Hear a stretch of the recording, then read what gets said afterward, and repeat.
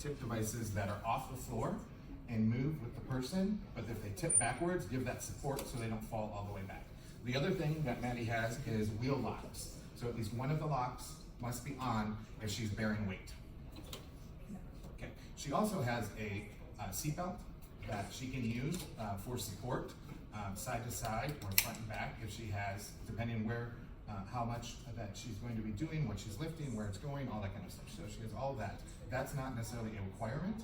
The first two are, but that is very helpful.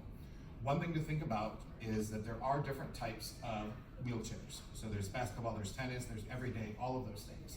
So when somebody is coming into our sport, they may be using their everyday chair, which is not built to support weight of two people.